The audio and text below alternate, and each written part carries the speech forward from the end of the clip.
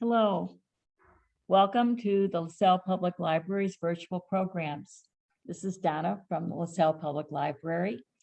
We will be welcoming our program author tonight in just a moment, but first let me make a few announcements. Upcoming programs that you see on your screen. Chris Jalian, author of Hour of the Witch, will be joining us on October 27th at 6:30. This is a Wednesday and a slightly different time, 6:30. If you will be able to join us for that, he will be here to talk about his new book. On Tuesday, November 9th at 6 o'clock, our regular program time, we will be getting a behind-the-scenes look at the planning and preparation for LaSalle's Celebration of Lights, now become an annual event that is known throughout the state. So we hope you can join us for that program. And on Saturday, November 13th at 1 p.m., please join us for the Bread Monk, Father Dominic, with Bake Your Way Through the Holidays. So we hope you can join us for these programs, and more will be announced soon. Tonight, we are welcoming from Southeast Ohio, nature artist and author Julie Zickafoose. She's joining us tonight to discuss her latest book, Saving Jemima. And if you haven't read it, I hope you will. It's outstanding in every way. There's so much in this book. It's part understanding nature. It's a science book. It's beautiful illustrations. It's a wonderful story about a blue jay named Jemima. And Julie will be here to tell us that. And I will welcome Julie now. Julie? I see you, but I don't hear you yet. Okay, I'm unmuted now. And there you are. Thank you, Julie. Awesome. And I need to have oh, okay, got it. There it is. Hang on, I'm working on this. All right. So I am Julie Zickafoose. I'm a writer and naturalist and watercolor painter from Appalachian, Ohio. And in 2017, I took in a sick baby blue jay who changed my life, as they all do. She stayed with me for 8 months, and I got to tell her story, which was quite remarkable. What you're about to see tonight is a professionally recorded presentation of my talk. I felt very strongly that I would give a better performance if I was on a stage, as I am used to being, and I chose a historic opera house in Nelsonville, Ohio, to give this presentation. So you're going to see that, and then afterwards I will be thrilled to answer questions or chat. And so what I'm going to do is share my screen.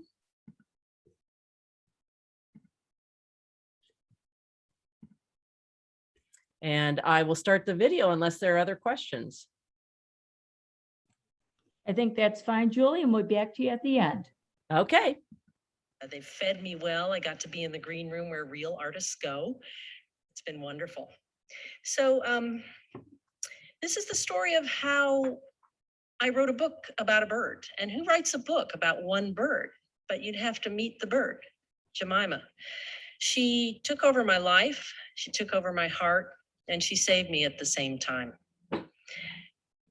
I'll bring this talk to you from my home on a sort of an unlikely sanctuary in Appalachian, Ohio.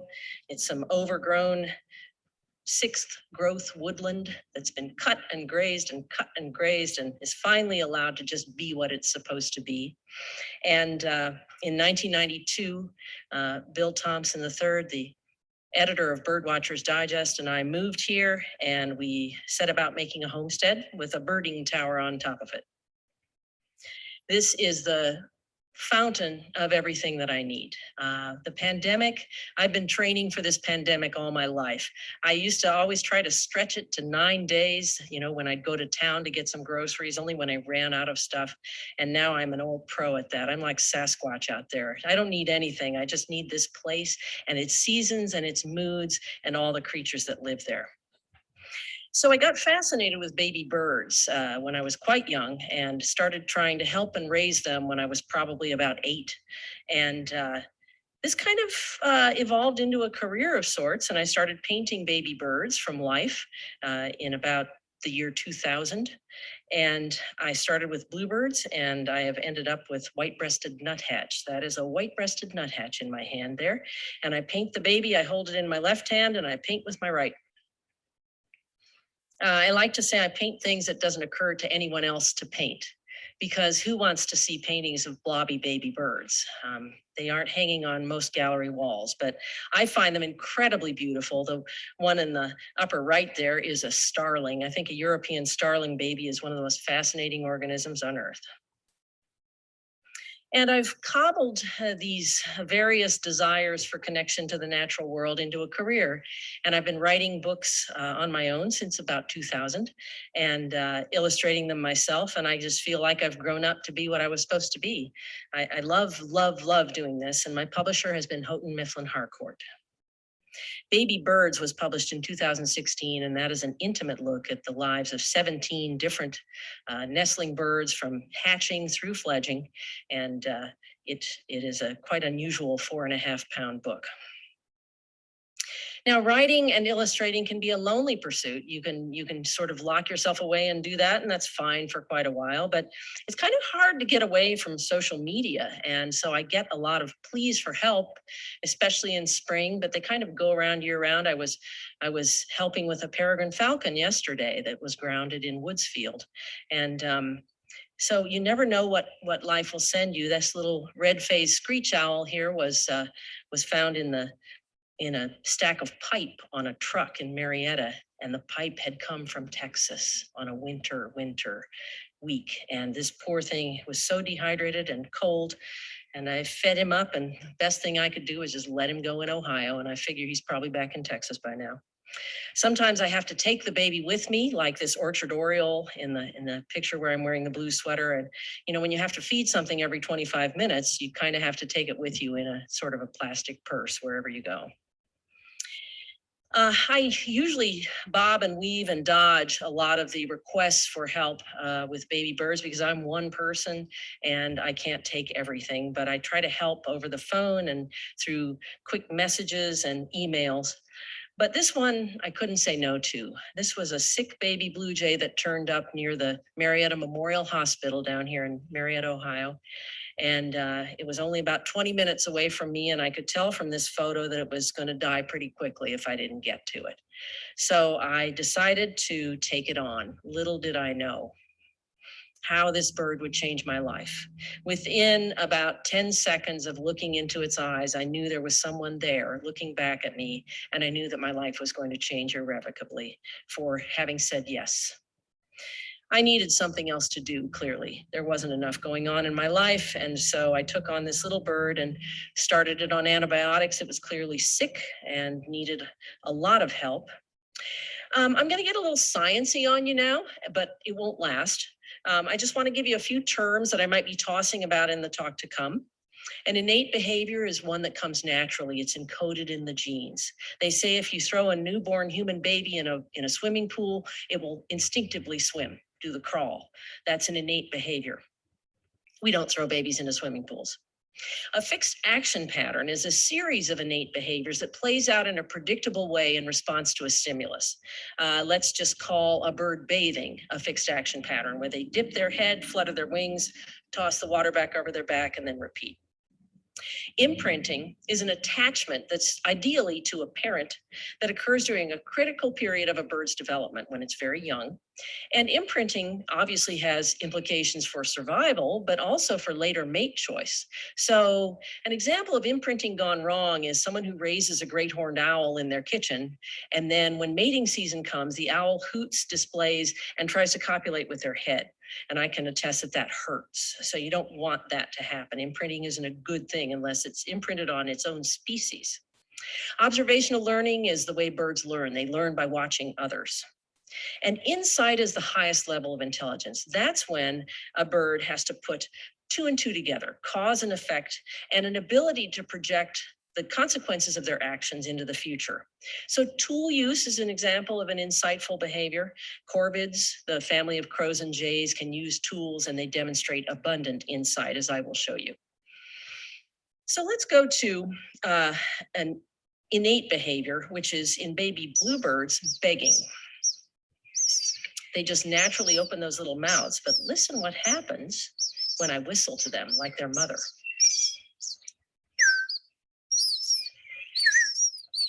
Those little mouths pop open. It's not very hard to be a bluebird whisperer. That's all you got to do. So they hear it, they respond, it's encoded in their genes, they can't help but respond to that whistle. Now, Jemima, having a very intelligent, very social corvid in my kitchen was a fabulous opportunity for me to learn a lot about these different behavior patterns and different ways of looking at her environment. So it was a matchless opportunity for me. I'd always wanted to raise a corvid, and this was my first one. This is a little video of Jemima just sitting quietly in the kitchen. You could kind of park her like a little car. She was very calm. And there's a fine line you walk with these babies. They need touch. They need the stimulation of touch. But you don't want to overdo it. You don't want to pet them. You don't want to cuddle them, but you do want to preen them a little bit with your fingertip just to let them know that someone cares.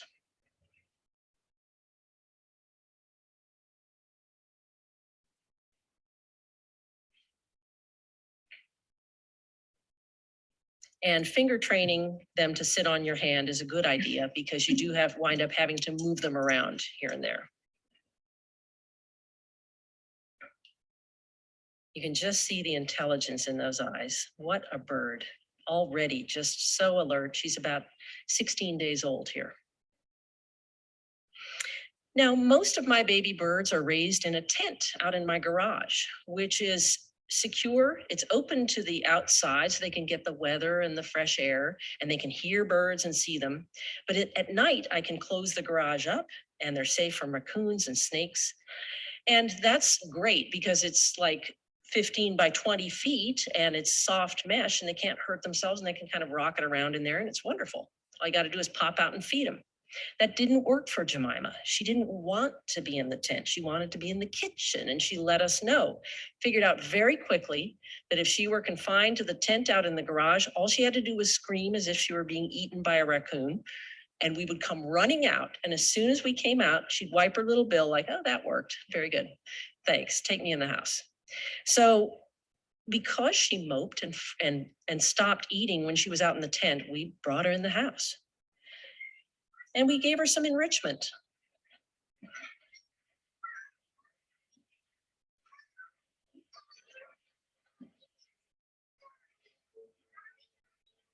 Those are fishies. They're fishies. There's a duck. They're fishies. Pretty neat, aren't they? You like the fishies? It is a bit like having a feathered toddler in your house. I was very careful to keep Jemima's connection to wild blue jays going. And to do this, all I had to do was keep her in the kitchen, crank out the casement window so she could hear everything that was going on outside, and keep the peanuts and corn and sunflower seeds stocked on the deck just outside the window. What was really neat was to watch her watch those blue jays come in. Many times a day, she would become completely still and rapt when the blue jays were present. It was clear to me from the start that she always knew she was a blue jay, that she wasn't in danger of thinking she was a tiny human or a dog or a tetra. This is a classic sort of summer kitchen scene in my house. There's a lot going on, the bubbling aquarium, fixings for chicken pot pies on the table. And then my dog at the time, Chet Baker, sniffing around to see what he might get off the table. And Jemima sitting on the back of a chair. It looks like barely controlled chaos, and it pretty much is. When you have a baby bird, as I said before, that you're feeding every half hour, you have to take them with you to your kids' sporting events and things like that. And so she showed the blue for Liam's cross-country banquet at the end of the season. This is some exercise that my kids came up with to all right. This is Blue Jay exercise. Help her develop her muscles. 1. Those are Liam's feet. 2. 3. Phoebe. 4. Big Mama. 5.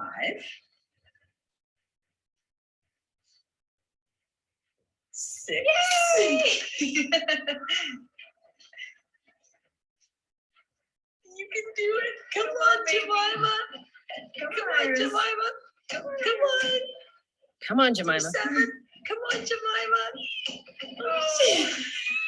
Yay! Jemima Puddle Duck, look what you did. What a strong baby. What a strong baby. Where are you gonna go now?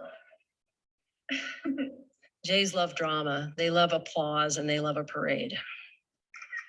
Here's that fixed action pattern of bird bathing I was talking about. This is the first time this baby bird's ever been around water. What do you think? Look, first drinking. I can't stand it. Oh my God.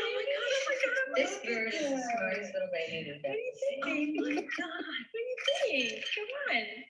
Oh, you're brilliant. You're absolutely brilliant. No way.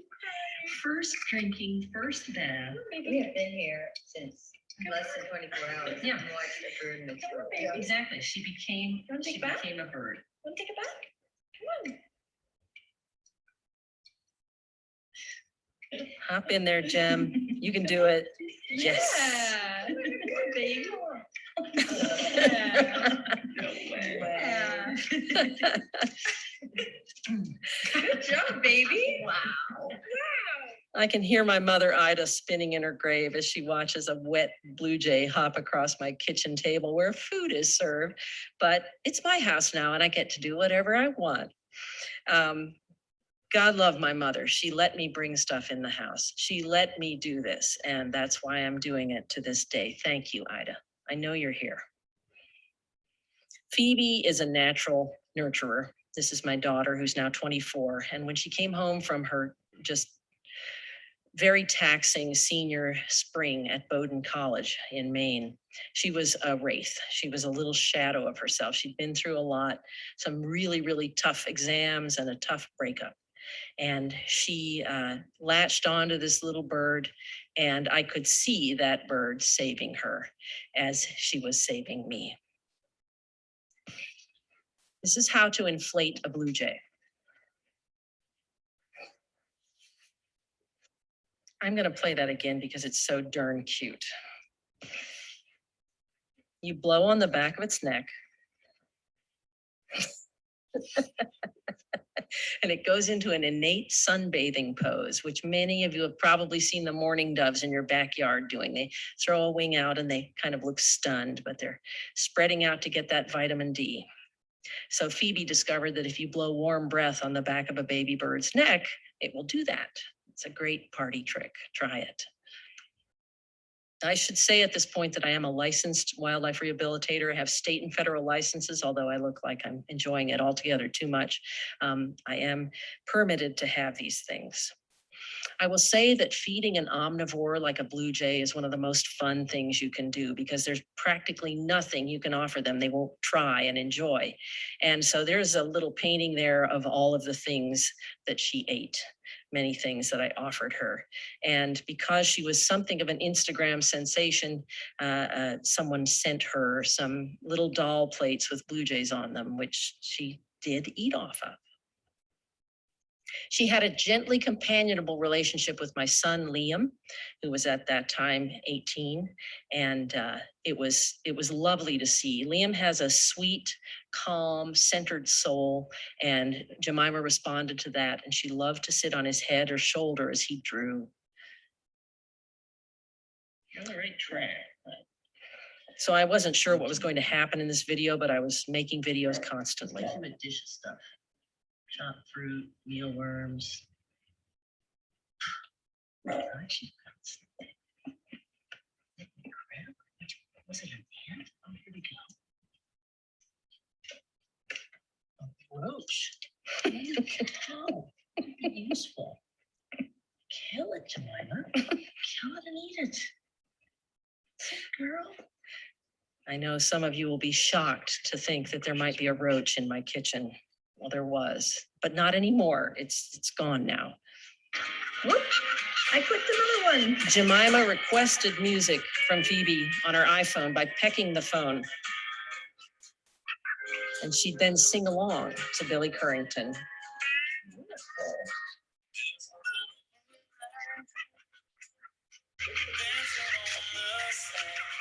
That was beautiful.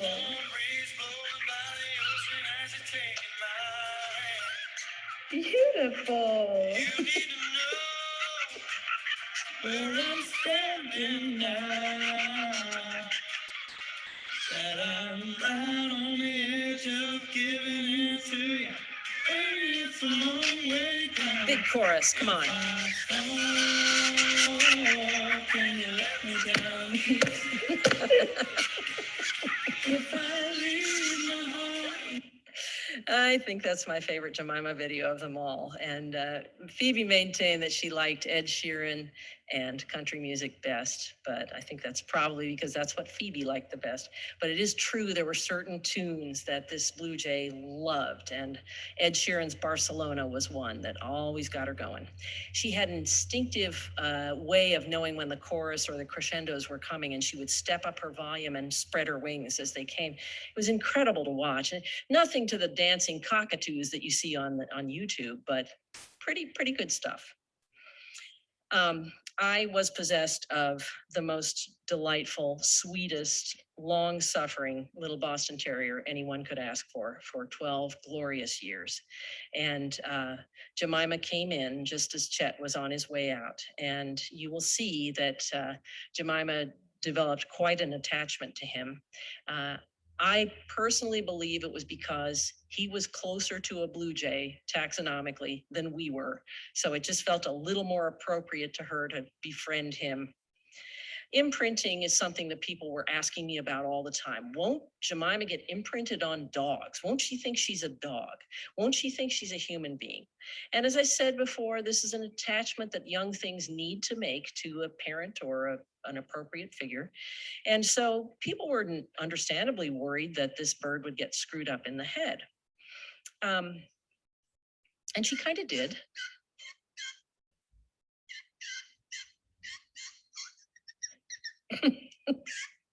Jemima,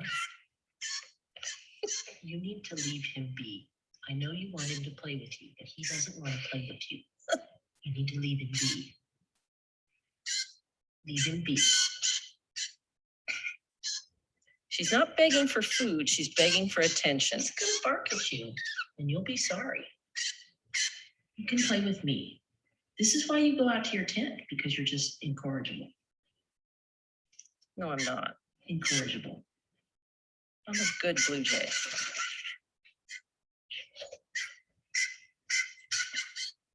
Flying chimp. She was a flying chimpanzee. Look at that dog. What a dog. What a dog. Jemima, you're going to go out to your tent if you don't quit. I took to draping this poor dog in a blanket over his head so that she would leave him and his toenails alone. It was just something else. And when she got to be too much, she went out to her tent. We couldn't stand it anymore. Believe me, I wasn't trying to make this bird into a pet. I was trying to release her. But you have to keep them until they're almost 40 days old, because that's the age at which they start feeding themselves and they can truly be independent. So we were just waiting it out and hoping that this bird would make it to releasability, because they're a mess. Let's see that again, why we don't want a Blue Jay as a pet. They don't care. They're honey badgers. You have something on the kitchen table they like? Watermelon. They're going to take it out on the table, and a little thief came. Look,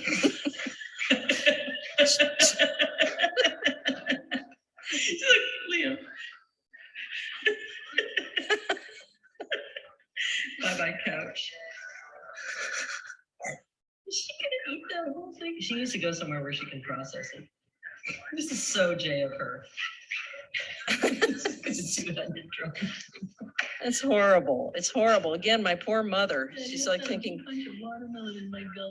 we did find some really interesting stuff in the cracks of the couch cushions that Jemima would hide.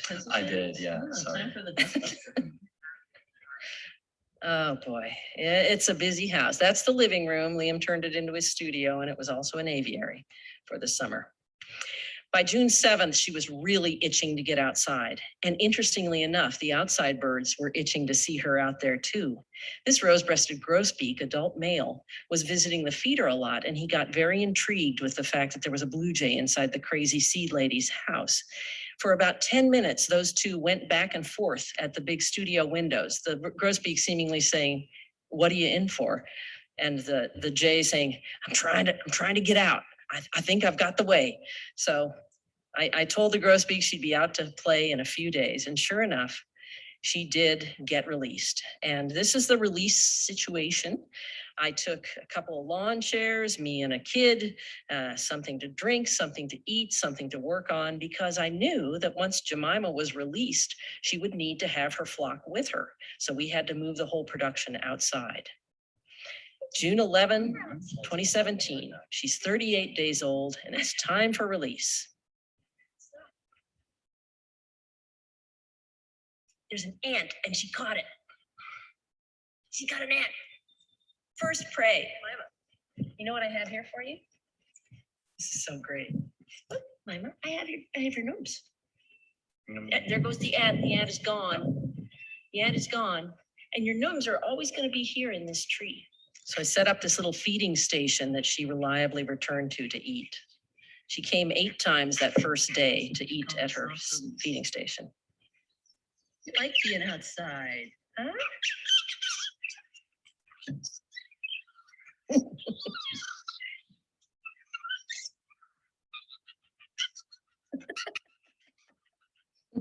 It was such a joyous day. It wasn't sad at all. I love releasing my birds. It's just the greatest.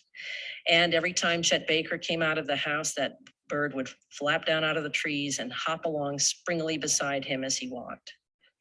And they would just hang out in the yard there. They were comfortable with each other. She needed her flock, and we filled that purpose. So I set up little feeding stations around the yard so she could come and visit them and get full nourishment, all these nice things to eat, while she discovered the yard and figured out how to be a jay.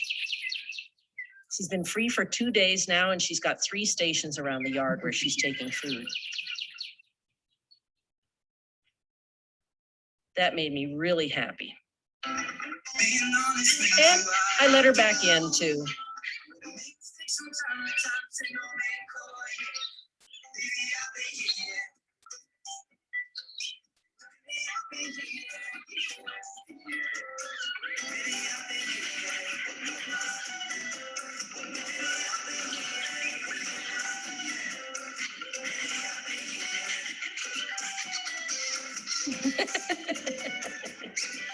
Very nice, Jemima. Sing it, girl. Sing it for Ed.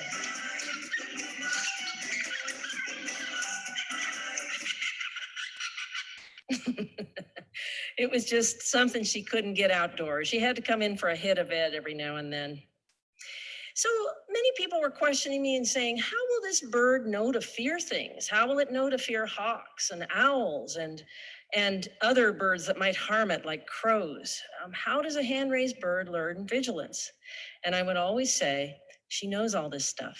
I don't teach her anything. She teaches it all to me. Here's a great example of that.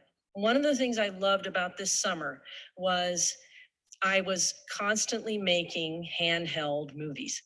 And the fledgling David Attenborough in me really came out when I had a willing subject. I could get the camera within inches of this bird. So I heard her giving a weird call outside the door. Could it be this insanely beautiful black rat snake on the hanging basket, cruising over to the bone size? What do you see, girl? You know damn well what's dangerous, don't you? Yes. You called. You told me it was here. And it wasn't about food, was it? No, sir. Boy, if your instincts aren't working. God, you beautiful thing. So what are you after, sweetie? Were you thinking that the wrens were still in the bucket? Because they aren't. The wrens fledged, man. And I'm happy about that. This snake has lived on our property for years, and it checks the hanging basket for Carolina wren nests. Oh, you beautiful thing. Swallows are talking about you too. Jemima, you are fully Jay. Yes, you are. Look at that pose, man. You are not fooling around. Thunder rumbling. Mama, there's a black snake on the porch. And she's sending ultraviolet pulses from those white wing spangles and tail spangles to warn all the other jays and birds in the area. That's right, Jemima. That's bad news. Yeah, you want to watch it with that one. She wants to make sure it goes. I got to see where this thing is going. That was a fine, fine moment when I knew that my bird, who had never seen a snake before, knew what a snake was and knew just what to do when it found one. So that was very cool. So everything was going great. She was learning all this stuff. She was learning how to forage. She'd come up with Japanese beetles in her bill and crunch them down. And I was just so excited for her. The morning of June 16th, we had a lovely little conversation as I brought her morning food out. And by that evening, there was something terribly wrong. You can see in the picture on the right, she's got a puffy eye. She had sinusitis. She had an eye that was all swollen. And in order to tell you what she had, you have to meet the house finch, the Hollywood linnet. They were native to Western North America only. They were brought to the East for the pet trade and sold as singing Hollywood linnets in the early 20th century. A bunch of them were released at JFK Airport in about 1939. With the passage of the Migratory Bird Treaty Act in 1940, it became illegal to keep these things in cages. So a pet dealer on Long Island actually released a bunch of these birds. They got out into the population, they began to breed, but the problem was, since there were fewer than 100 founder birds in this population, they were each their own grandpa. So they have very little genetic diversity and almost no resistance to this awful chicken disease. It's a disease of poultry, Mycoplasma gallisepticum, that infects these house finches. And then they have gone on to pass it to more than 30 other species of wild native birds. You can see on that feeder at risk there, American goldfinch, northern cardinal, and a purple finch. And that little female goldfinch's eyes are sealed shut by this bacterium. Blue jays get it too. Thank God that's not Jemima, but it's pretty sad. So I have a protocol for treating these birds, and I have done a bunch of them with an antibiotic called Tylan. I had never used it before Jemima came down with it, and I had to learn real fast. So I was faced with a choice. I just released this wonderful functional bird. She was sick. She would need Tylan as her only water source for the next 3 weeks. 21 days is an eternity in a wild bird's life. How could I do this? Did I have to bring her into a cage so she'd get her medication? Or could I treat her on the wing and wild? Here's an example of a bird that's had 3 weeks of Tylan. This is a little American goldfinch female. Here's the little goldfinch who's been in my care for 3 weeks, getting fixed for mycoplasma. Couldn't see when I got her. More than ready to go. All right, let's see. You ready? Like that. So I knew I had a protocol, I knew I had a treatment, but how could I make sure this jay got it for the next 3 weeks? Well, I put stevia in her water so it wouldn't taste horribly bitter. And I put enough in so that I could tell she liked the taste. So she came back for that. And I kept her little feeding station stocked with this Tylan water. And I dusted tetracycline on her soft food. This will serve her and keep her food dry and away from the downy woodpecker and the titmice who've been stealing her mealworms. And this way I can service this little basket with food and water and close the window so Mima doesn't come into the studio every time she eats. I mean, basically what I can do is put the screen in to keep Mima from helping herself to the house, which is the problem. That's the whole problem. Right, Mima? Oh, you booger. No, you know what? You're not. No, you're not. You're not going to bother Chet. You're going back out. Back out, back out, back out, back out. Go. That's the problem with a Corvette. Actively stuffing her back outside, trying to keep her wild. She was being released into paradise. This place has everything a blue jay could need. And she had me popping out of the house 100 times a day with a new treat. And it was once I got her disease back under control and she was reliably taking her medication, I began to relax and just enjoy having a jay around. She would sit on my leg as I gardened and pick up the pill bugs and earthworms that I turned up. She learned immediately how to use a peanut feeder. Jays are very inventive and they instantly grasp these things. And this is a cool little video of her processing a peanut from right up close. Oh, it's so hard.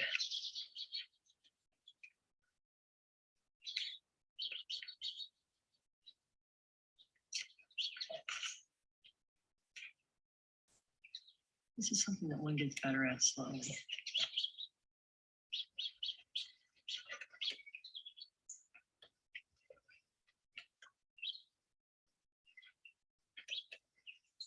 The trick being to hold it, perch, and hammer off pieces of it well enough to get something to eat. She's really doing well. And she has a piece that's a little too big to swallow, but too small to hold. As an adult too. So she swallows it. Good girl.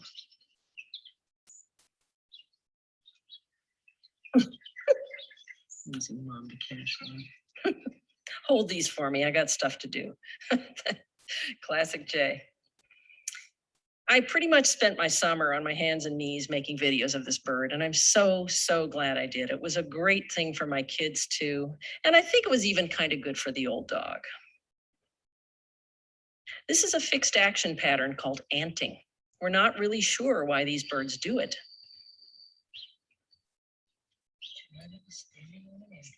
But they get an anthill and they settle down in it and they let the ants run through their feathers. And they squish them and pass them through their feathers.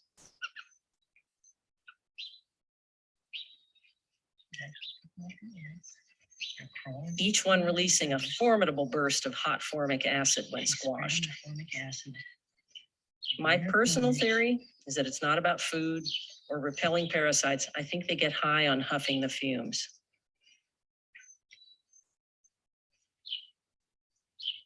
Many accounts talk about birds acting drunk. They're actually crawling up onto her. This is not to repel parasite. I think it's kind of high on the... Not above keeling over in the grass.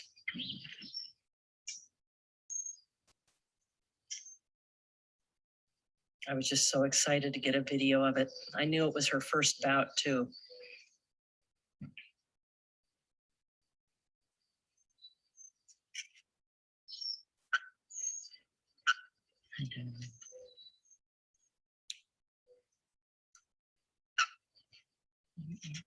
Having Jemima to make such little movies of was kind of like having a cloak of invisibility. I could just get right up there and make videos of a bird being a bird. And she didn't care, and it was fabulous. Here's another such one. This is one of my favorites. I love the soundtrack. Toei, Carolina Wren.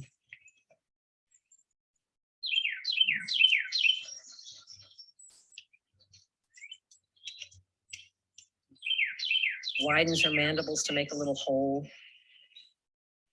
Puts a rock in it. Hops over, grabs a snap pea.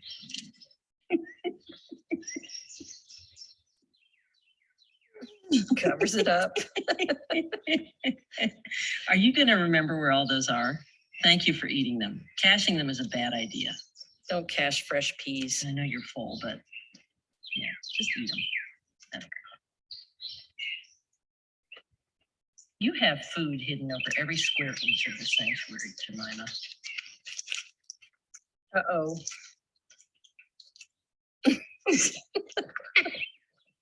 The bear's gonna eat your peas. How mad she is. She says, I don't care. I can always dig up the pea I just cached. Just pea under this rock.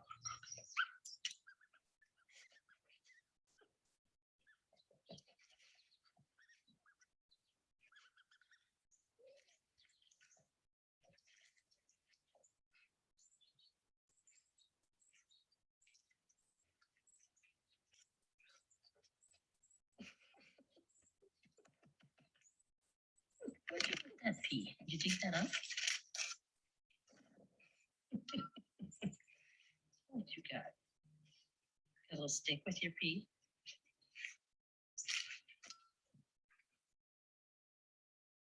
Following the dog.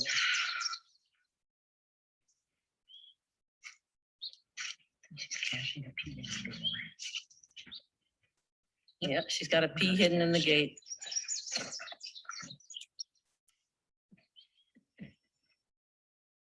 It was just magic. It was a little brigadoon where we just did our thing all day and I got to watch. Meanwhile, she's tossing back the medicated food and water, getting stronger and better every day. And this is her first imitation. She's doing a robin's alarm call. This is Jemima imitating a robin. Well done, Mima. That sounds like a robin to me. This is the first imitation I've heard her do.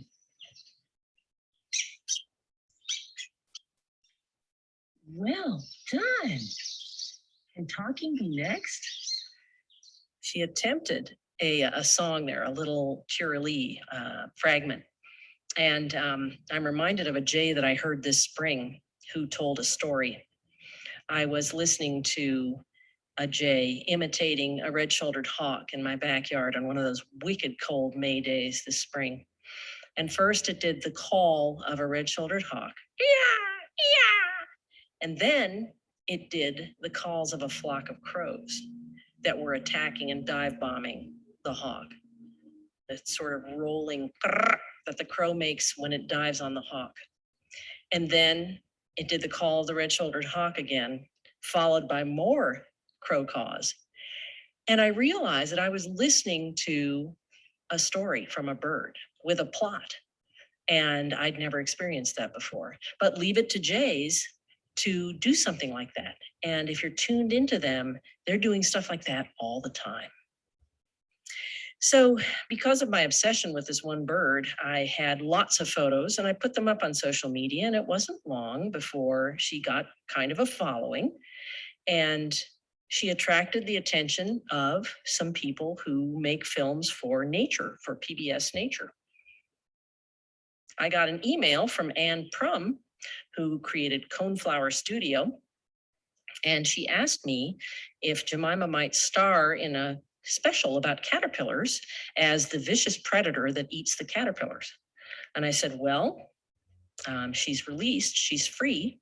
How are you going to do this? And she said, well, we just construct a box and a green screen, and we put some natural branches in there and some caterpillars. And Jemima, you put the bird in the box and she'd do her thing and we'd make videos of it. And I said, well, that's all great, except she ain't going in no box. If you want to work with her out in the nature, that's fine. And you're welcome to, but you better hurry because I don't know how long she's going to hang around. So she scrambled her cameraman, Mark Carroll, and I began to train Jemima to eat right in front of the camera and process these caterpillars that I was raising. It went really well. Good bird. Hi, Jim. So I knew they'd need the whole sequence of the bird beating up the caterpillar and swallowing it. So I practiced that with her, getting real close, right up in her face. This is how we take some hair off. We masticate. And down the hatch we go. Perfect. Jemima J, PBS star. That's hubris right there. That's what that is. That's hubris talking. I was already making my child a star. Things didn't go quite that way when the cameraman arrived. She's pounding on the camera.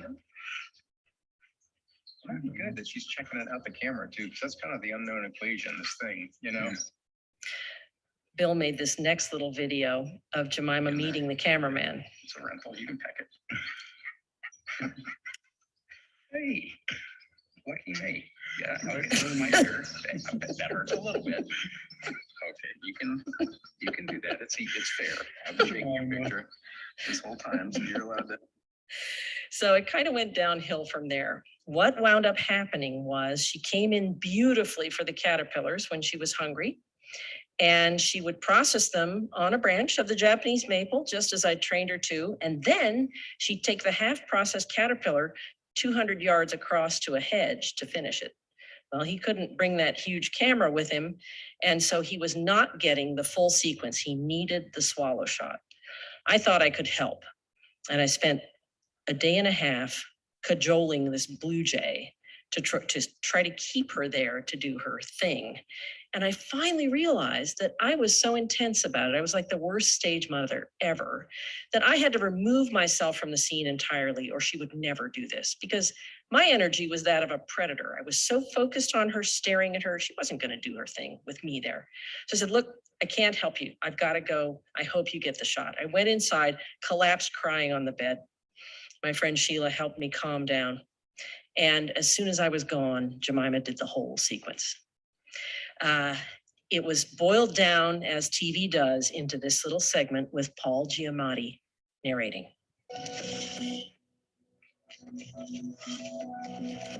Little painted ladies will transition through 5 stages called instars, building a new body each time.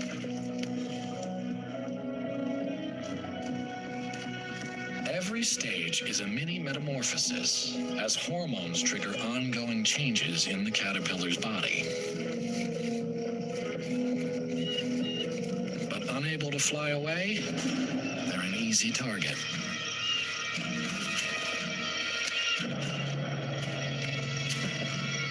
A young blue jay, no longer fed by its parents, can make a good start on its own with helpless little caterpillars.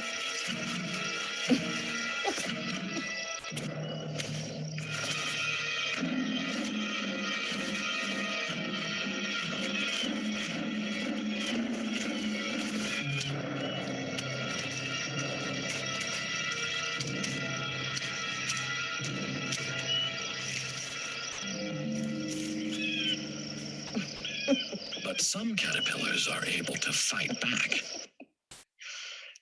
You'll see her on PBS one of these days. It was a very proud moment when I saw my baby bird on TV. It's really nice that she's immortalized that way, but I literally probably got 100 more gray hairs just trying to help. So I knew that training wild animals for theatrical purposes was probably not going to be something I could claim to be good at. She was a pretty pampered blue jay. She's eating pecan halves at $6.99 a pound, sunflower hearts, chicken with basmati rice, fresh corn off the cob, fresh raspberries, fresh sugar snap peas from the garden. We should all eat so well. And she was just doing great. Maybelline first appeared on August 2nd. She was, well, we thought it was a female, the offspring of the yard pair of blue jays. And Phoebe called it Maybelline because of all the black eye makeup. But it soon became clear that Jemima was pretty bonded to this bird, and Maybelline was probably a male. Then the next thing that happened on August 13th was that Jemima turned up completely bald. And I thought, what next with you? Well, I had to learn and learn fast. And I found out through reading that this is not caused by a mite infestation, as I and so many other naturalists had told people who asked us. It's actually a normal process of molting in some individual blue jays, cardinals, and even red-eyed vireos. You can tell that it's normal molting because the feathers are all replaced at once. They all fall out at once and they all are replaced at once. So on August 14th, you could see a mohawk starting. On August 16th, she had pin feathers all over her crown. And by August 30th, you wouldn't have known she ever was bald. It was pretty cool. She was starting to look very, very beautiful. But there was more yet to come in the feather department. This photo from June 17, right after her release, shows an interesting thing. You see that dark bar across the wing below the white wing bar? Those are fault bars. Fault bars form on a bird when they undergo deprivation of some kind, starvation, trauma, illness. And as you'll recall, when Jemima came to me, she was very sick and needed antibiotics. And if a feather is going to break, it will break on those fault bars that are formed during deprivation. So sure enough, here she is sunbathing on the bird spa and her flight feathers are broken off. Nothing would be easy for Jemima. I looked at this, I was horror struck, but I thought, she'll grow them back. She'll molt them, right? Right? Well, I asked Bob Mulvihill, who's my bird guru, the ornithologist at the National Aviary in Pittsburgh, and he told me that blue jays retain their baby feathers until the August following the year in which they're born. So they have to fly all summer and all winter, all spring, all summer, and then they replace those feathers. Because the feathers were broken off below the follicle didn't know they needed to be replaced. So Jemima was stuck with a broken set of flight feathers. As you might imagine, that was a tough blow for me. What to do? But that wasn't the only thing that was going on in my life right then. It's the summer of 2017. My daughter Phoebe has just finished college and Liam has just finished high school. And I like to say that all my wild bird rehab has prepared me very well to be a mother, because you have to figure out when to let them go and be happy about that. My husband Bill and I were taking Liam on college tours. This was Oberlin, which was a little too crunchy for him. And at the same time, as I'm preparing to say goodbye to my daughter and my son, my dog is finally deciding he's done too. So Chet Baker left me on August 30th, 2017, right about when my son and daughter did. And I still look for his little shadow. I have a great dog now, but I still miss the bacon.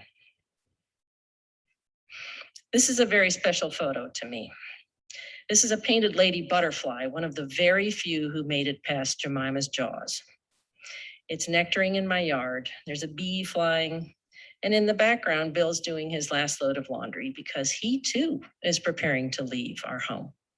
He's decided he needs to do something else. So that summer, I said goodbye to my kids, to my dog, and to my husband. My best friend Sheila left me with a phrase that has become a mantra for me.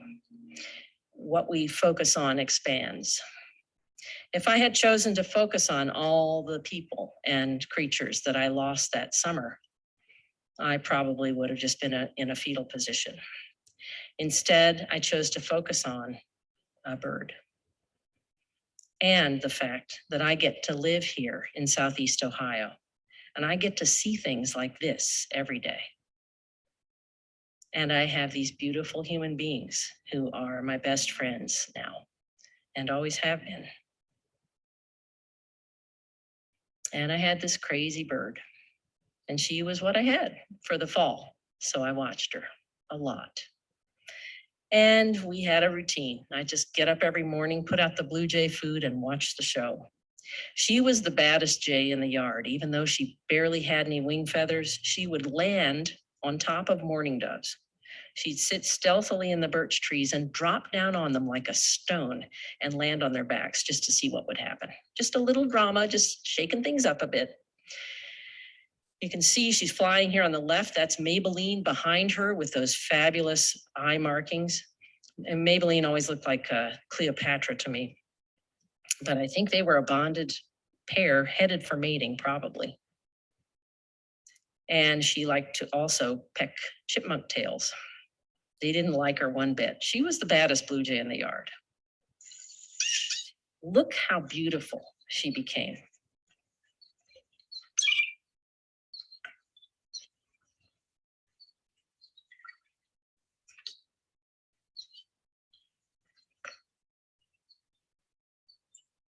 Oh, be still, my heart. She still got around.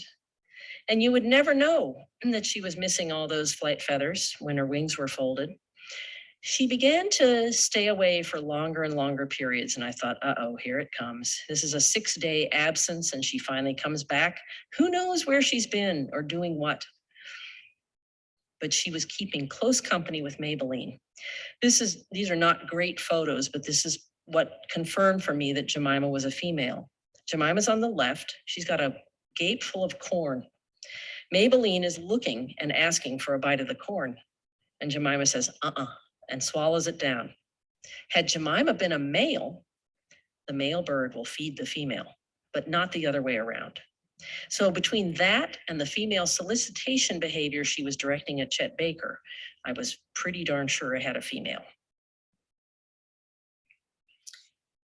The cool thing about this is that she was raised by humans and with a dog, but she bonded with a wild mate as soon as she was released. She didn't imprint on humans. She didn't imprint on a Boston Terrier. Those bonds stretched and broke when she was released because she was given access to wild jays in that critical period from day 38 on. You have to let them go. Imprinted doesn't mean friendly to people. Imprinted in birds means mates with people. I will show you an imprinted blue jay. This is R2, who was raised by a kid who liked video games and kept away from other jays well past sexual maturity. Oh my God. I'm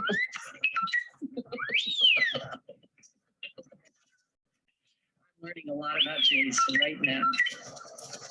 R2 sound. Got a sexy knuckle. You're like my knuckles? Any knuckle in the storm. Storm of jay desire. Oh, that was something else. I was shaken by that encounter. That is the wonderful Harvey Webster of the Cleveland Museum of Natural History. He's their animal ambassador, and they have a beautiful zoo up there called the Perkins Wildlife Collection, which is all native birds and animals to Ohio. And here's the cool thing about R2. R2 was hopelessly imprinted, or appeared to be.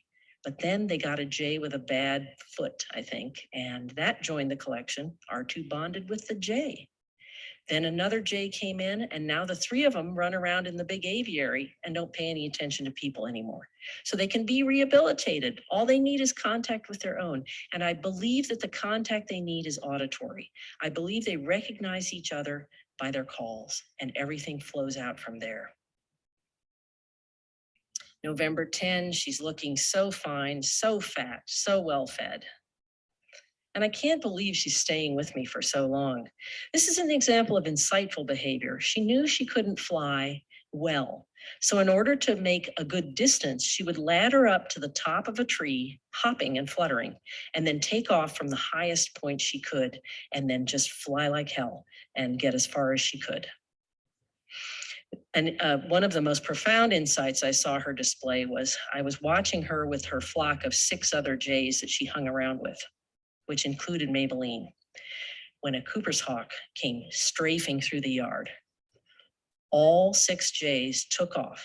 The 7th jay took off with them and made a quick loop and dove back into the spruce tree. That was Jemima. Jemima knew she'd never make it. She knew the Cooper's hawk would pick her off, so she hid in the tree until they were all gone. And that's the cover of the book, because that was a pivotal moment when I realized how aware she was of her own infirmity. December 11, I was praying she'd stay all winter. She left and was gone until December 23rd, and I almost lost my mind alone there in that house, wondering what had happened to my bird. On December 24, she came back. And this is the last photo I have of her. right there, preparing to take off, and it was over. It's the last time I was sure I ever saw her. Orson Welles said, if you want a happy ending, that depends, of course, on where you stop your story. Pema Chodron said, nothing ever goes away until it has taught us what we need to know. Jemima hung around for almost 8 months, taught me so much. She taught me to trust the wisdom in a young bird. They know who they are. They tell you what they need. She screamed for more attention. I gave her more attention. Trust that baby to know that it's a bird, to know that it knows who it is and who it should be. They come to you knowing all that. You can't destroy that. R2 proved that. Imprinting is a misused term, Jemima taught me. Actual imprinting is really hard to achieve. You have to keep the birds in total isolation well past day 40 and for their life in order for them to finally accept human beings as sexual substitutes. But even then, socialization can bring them back. I had 2 jays that I was conditioning for release in 2018, and they had been raised by the good staff at the Ohio Wildlife Center. They entrusted them to me. And while they were in my tent in my garage for 3 weeks, being quarantined, they struck up a relationship with the jays in my yard, who actually would come and hover in the garage next to the tent, exchanging some sort of information with these babies. The day we released these jays, I unzipped the tent. They flew up to the top of an ash tree in our driveway, right outside the garage, and screamed their heads off. I'd never seen birds on release do anything remotely like that. As quick as a thought, in came 4 wild jays, excitedly hopped around these 2 orphans and flew off with them, and that was that. It was an adoption, it was an abduction, and it was beautiful. And I saw them again over the next 8 to 10 days, but they wouldn't come to me. They obviously didn't need supplemental food. They were with jays now. I had heard for years about a woman in Texas who specialized in raising blue jays. And she always said that when release time came, the wild jays would come down and adopt her babies.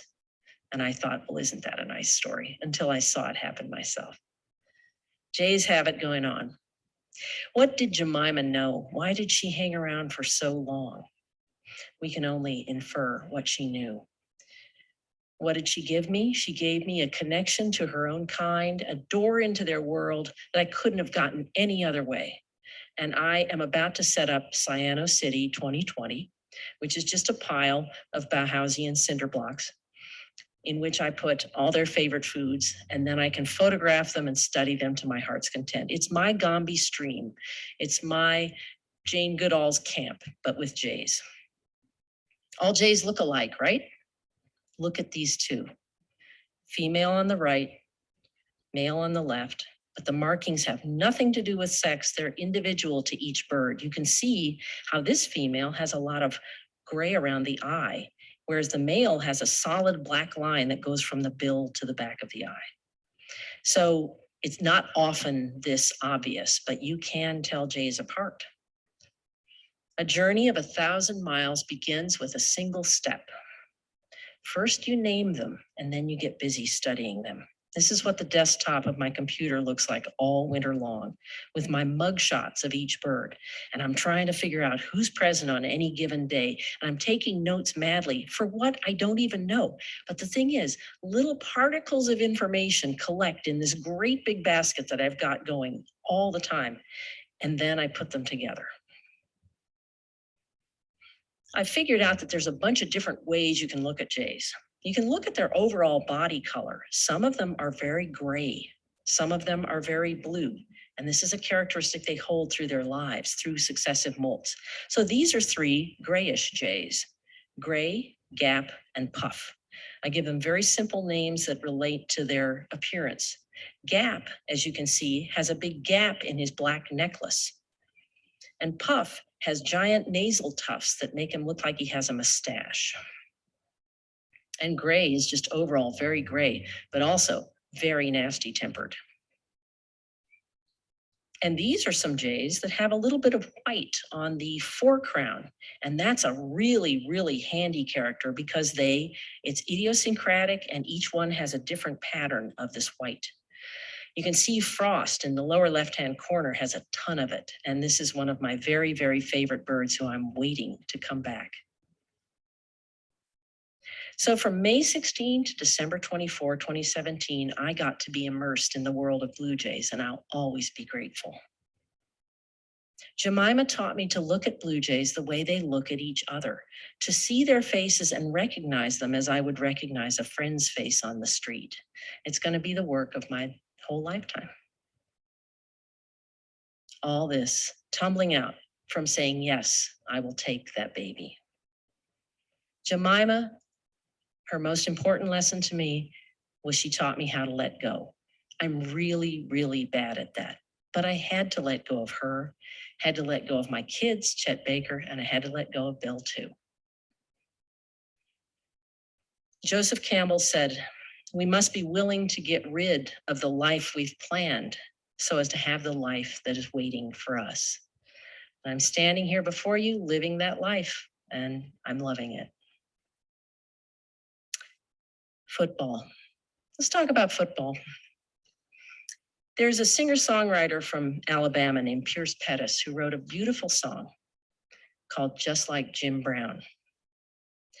Jim Brown is widely regarded as the finest running back ever to handle a football.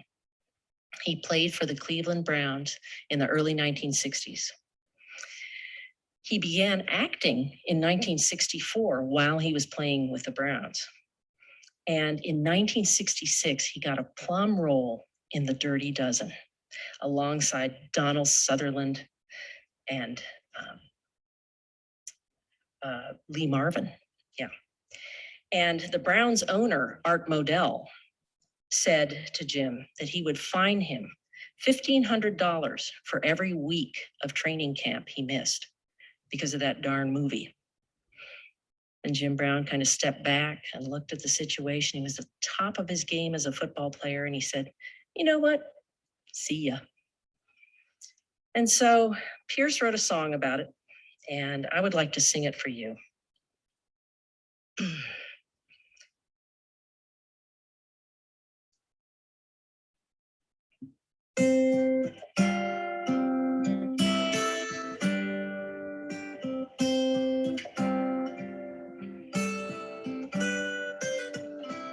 She walked away just like Jim Brown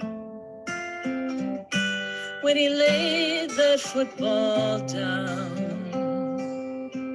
and walked away because he could,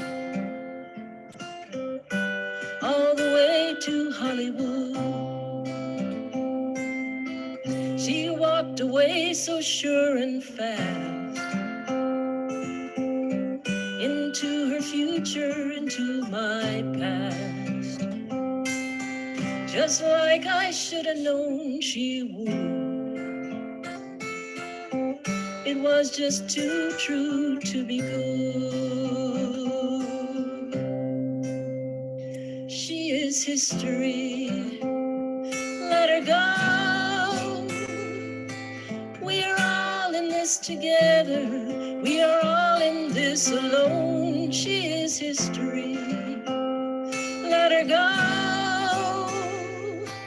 We are all in this together, we are all in this alone. An axle spins this world around, it's rolling over rocky ground. No shock absorbers on that wheel for us to ease the way it feels. She really knocked me off my guard. Sometimes the bumps just hit you hard. There's no shock absorber on that wheel. At least this way we know it's real. She is history, let her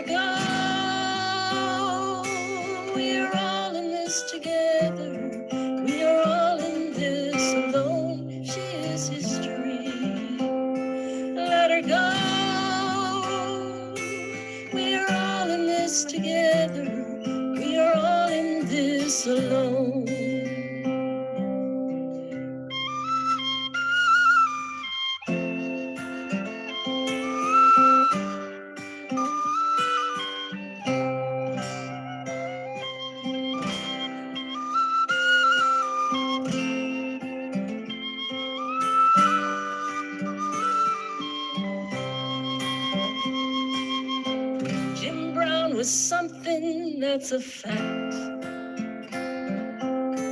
The all-time greatest running back. But Jim knew something fools don't know. He knew when it was time to go. And she is history. Let her go. We are all in this together. We are all in this alone. She is history. Let her go. We are all in this together. We are all in this alone. We are all in this together. We are all in this alone.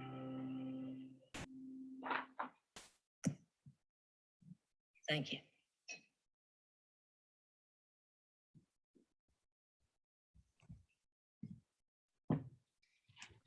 Well, you didn't tell me, Julie, that I was going to need the Kleenex box for this. It's a stealth thing. I had so many questions, but I'm a bit overwhelmed right now. I will Aw. ask you. It was just lovely. What a wonderful story. Thank you.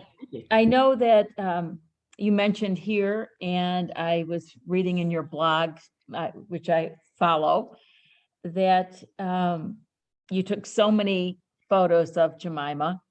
And you mentioned when you held the baby birds in one hand and you painted with the other. Is that what you did with Jemima, or was it afterwards, after you had all those photos, that you created your art? Yeah, I was quite a bit too busy raising her and caring for her to paint her while she was living with me. So basically the way it played out is she lived with me in 2017 and I wrote the book. I started writing the book as soon as I got the bird, and I actually put the book together and finished it and did all of the paintings in the year of 2018. And then it was published in 2019. Well, they're quite remarkable, and anyone who has not seen Julie's art, go to her website, go to her blog, go to her books. It's time. It's stunning. JulieZickafoos.com is the website, and for the blog, it's Julie Zickafoos on Blogspot. It's basically, if you just Google my name, all that stuff will pop up. With the recording of this program, we'll make sure we post your links on our website so that people will be able to find you easily, although I'm sure that they're already looking. One of the things you mentioned, I can't remember even which part now, but you've done an awful lot of work and you have so much knowledge, and I'm sure you came to Jemima with that knowledge of how to care for wild birds and wild baby birds and wild sick birds. But even with all that knowledge, hers was such specialized care and so much had happened to her. Yeah. Did you consult with other colleagues along the way to stay in on the best and on the top and on the most accurate information? I definitely did. I'm very, very lucky to be in touch with some extraordinary veterinarians and avian veterinarians and other wildlife rehabilitators. I do not hesitate to reach out as people reach out to me. And yeah, that definitely helped a lot. In fact, I got the mycoplasma treatment from a book I illustrated about taking care of rehab birds. And I remembered reading, years before, as I was illustrating the book, this sort of formula for this antibiotic called Tylan and how it would treat mycoplasma. And I went back to that book and found it. And I think last year I treated over 20 American goldfinches and 3 or 4 house finches for mycoplasma gallinae infections. I had a big cage in my foyer that I was just continually, I actually had 4 cages around the house with varying numbers of birds in them and detailed records on each bird, how long it had been in treatment and when it could be released. It was an absolute wow. It was very, very time consuming thing. And last year just happened to be a really horrible year for that bacterium, the infection. And you see them at the feeders, at the feeding stations, that they're ill, and then that observation leads you to. Amazingly enough, all of those birds came from my own bird feeding station, which tells you how bad the infections must have been. If those all came from my yard. Now, I perfected a method of catching them off the feeder by hand. I called it the gentle cobra strike. I would wait until the bird was almost completely blinded by the disease. It makes the eyes swell up. And on that day, I could tell, because when I crept out the door, all the other birds would fly off and my target would be sitting there just munching away on the tube feeder, and I would just creep up and grab it. And it was kind of cool. It was very fun. And I also learned how to use a net, sort of Elmer Fudd style, to catch them too. And it was very, very satisfying to treat them and to watch them get their eyesight back and their health and their general condition. But by the end of the spring, I was just absolutely sick of it. It was not something I ever want to do again. If I got those kind of numbers again this year, I would probably just discontinue feeding. I can't take it. It's too much. So yeah, it's a thing. And who knows what this year will hold. Every year is different. Sure. We have a couple of questions in the chat. What other types of birds have you raised? And it says, I know you mentioned some during the presentation. Are there others you didn't mention? I have raised a lot of different kinds of birds. I think 24 different species of songbirds. And I think of myself as sort of a boutique rehabilitator, in that I just take on a very few birds per year, ideally, and I really study the heck out of those. I am not a rehab center. I am not a nonprofit. I am not, I don't have volunteers. I don't have staff. I don't have a lot of caging. So I can't take that many birds, but I take the birds that I can't say no to. Other birds I've raised include cedar waxwings, rose-breasted grosbeak, ruby-throated hummingbirds, chimney swifts, eastern bluebirds, song sparrows. I did 3 song sparrows this fall, and they are now around day 60, and they are still with me, which is just such a hoot. I took them in at day 8, and the little dudes are just hanging around. I want to blog about it so badly, but I'm just so busy that I haven't been able to do that. But I've, thoroughly documented that experience. It's just been a gas. So yeah, really, mourning doves, love raising mourning doves, really sweet birds, just all kinds of different things. I can imagine you're very busy. There's another question about the process of becoming a wildlife rehabber. And I think I recall from an interview you had with an NPR station that there's a differentiation between being a rehabber, which you have been, and being something else now that's a little less public. Well, that's sort of moot now. I was trying to go about my usual business by getting a scientific collecting permit, which would sort of not put me in the public eye quite so much. See, the problem is that when you do rehab, you get more birds to rehab. And the word spreads, and people bring you things, and people send you Facebook messages and all that. So I was trying to get away from that, because I'm only one person and I can only do so much. And this is not my real work. This is something that I do because I can't look away. So yeah, that was actually a failed experiment, because particularly diligent state game official nailed me for doing something that wasn't allowed under the permit. So I had to backpedal and get my rehab permit all over again, which was interesting, because after 35 years of rehab, I had to reapply for my permit. Oh, goodness. Which involved proving that I was qualified to do it. It's just like, oh. I think you were. I think I we- was, yeah. We have another comment here. Just a second. I've just lost let's see. Wait. I'm looking at the chat here. Have either of your children become rehabbers or some sort of wildlife worker?